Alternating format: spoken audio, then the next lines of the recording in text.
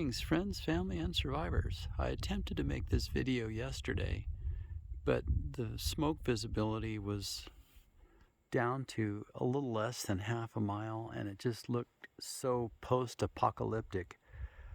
It just horrible, and it really not very attractive. So I thought I'd do it today. The wind changed and blew the smoke out of here. I wanted to show you the gable ends on the roof. And here's the other side. So hopefully tomorrow I'll be able to move the trailer towards me about 16 inches and move the front that way about 3 inches, and then it'll be parallel to the building. And then I can start on that little room. We decided to go ahead and build it and put a wood stove in it. A friend came by and said, "You better do it. It's going to be really, really cold if you don't." So, and I think they're right. Even if the house gets delivered on the target date, the 11th of October, it might be 30 days before we can get in it. And I think you're supposed to have a notice of completion from the county, and then the insurance kicks in, and I get the wood stove inspected, so the insurance company's happy, and it just makes sense to do all that, do it the right way before we actually move in it. So it could be a little bit, so it's better to be safe than cold, right?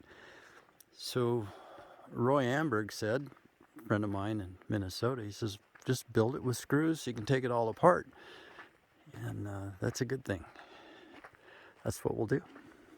But I wanted to show you something else. I was looking on Craigslist like I do all the time, and I just once a day I peruse Craigslist for things that I'm looking for, and you never know what's going to pop up. So you remember these panels?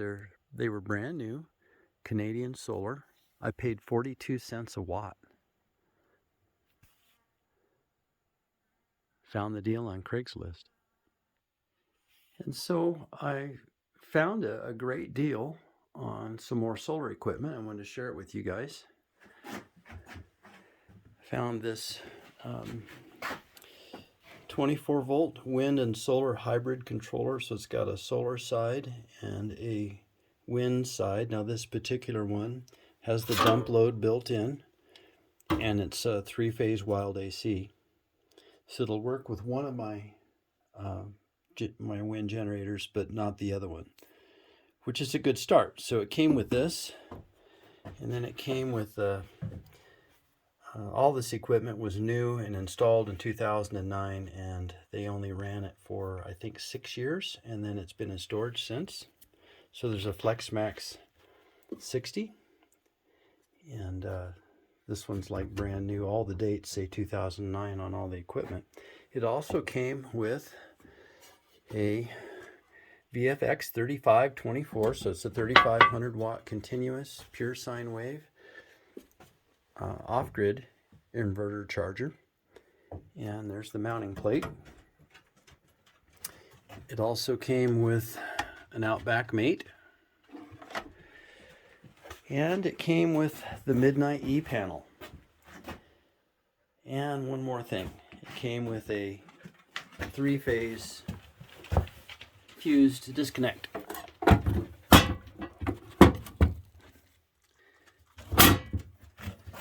So when you add it all up, I think I did pretty good. I know that's over $100.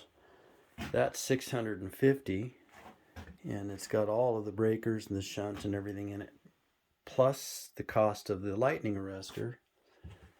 I know these are shipped right at $1,900. These you can get about $425 shipped. I have no idea about the cost of this one. I can't find it online, but I've seen comparable ones to this that do what this thing does, and you know, you're talking of $400 or $500. It's probably an old school type. I doubt it's MPPT, but I don't know. It has a printed circuit board in it. I took it apart and looked, and it's got a whole stack of IC chips, so it's possible that it's an MPPT. I just don't know until I give it a try.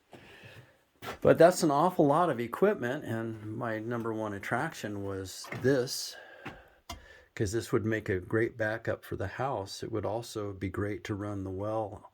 If I put the Magnum inverter to run the house and then use this one to run the well and all the outbuildings, it would work just great. So I paid $500 for all of it.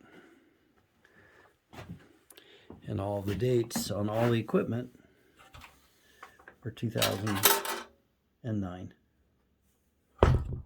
Pretty happy about that. So when you look around on Craigslist, you can get some phenomenal deals if you're patient. And patience is a virtue, right? And if you're hasty and you have to get it right now, then you're going to pay a premium for it. But if you just watch and wait, the right deal comes around. So I'll show you some other Craigslist finds for some of my newer viewers that may not be aware of this. But a number of years ago, I bought this Magnum with the panel and the meter and this Outback controller, which is, oh, I can't remember how much it is. That's $3,900 with all the breakers back then, and I paid $1,500 for it on Craigslist, and it's run beautifully ever since. So if you look for the deals and wait, I mean, it came with an AC and DC side on the lightning arresters, and so you don't always have to buy new. If you're buying reputable equipment, you can save a lot of money by buying used. Of course, you want to make sure it works and it hasn't been abused and all that sort of thing. So basically what I got out there with the Outback inverter is one of these, only just a different brand, but basically the same thing. This one's a little bit more powerful. This is a 4,000 watt continuous, where the other one's 3,500 watt continuous. Both really, really good brands.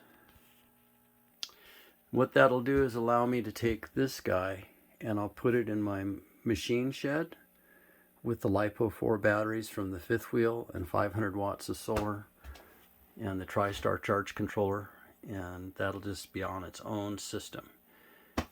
And I can't install the new Outback inverter until the washer and dryer move into the house, because there's no room.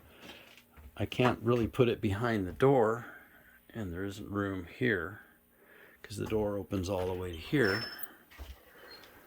and so there's just not room for that E-panel in this building until I move at least the washing machine. So the deal with Carol was one half of the building is going to be solar equipment and the other half is going to be a serviceable pantry until we build her a pantry on the new house. Yep.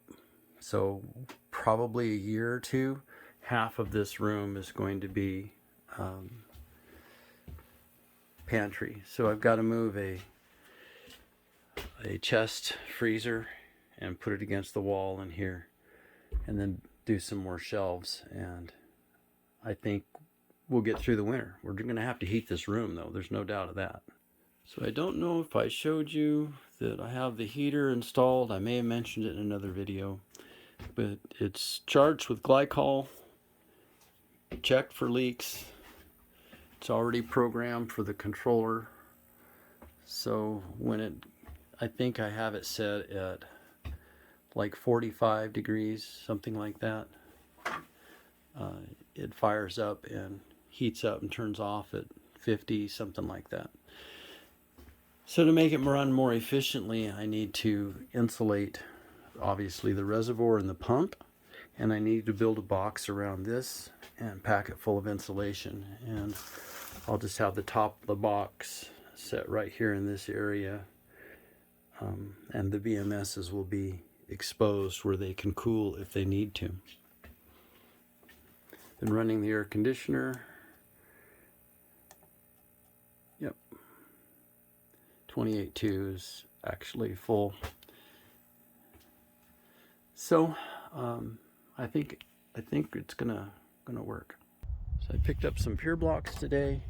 I need to get some more because the machine shed It's sitting, the skids are sitting in the dirt, and that needs to get up off the ground before winter.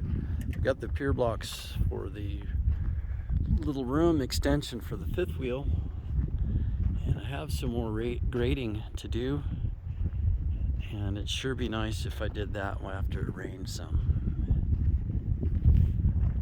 This is the first truly blue sky day since July 6th because of smoke. And I forgot how pretty it was here. Wow, it's kind of nice.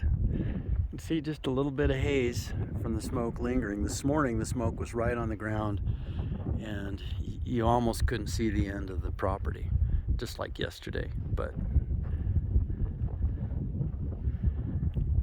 the wind picked up and blew it all out of here, and it's supposed to happen again. It's supposed to be smoky for the next 3 days, and then I think by the middle of next week it's supposed to be really nice again. And so we're really thankful for that. You can breathe. Wow, it's been hard. I mean, your eyes, even sitting in the trailer with the air conditioning on, your eyes are burning, and it's just been that way since July 6th. Oh yeah, I forgot to mention, Carol wanted the dog-eared siding, and I think it looks nice. I need to do the long sides the same with the dog-eared siding. I just figured I could do that later. The important part was get it where rain and snow couldn't blow in on top of the trailer, because the roof leaks a little bit, and we'll address that at another time when we're not living in it. All right, hope everybody's doing well. Have a very, very blessed night.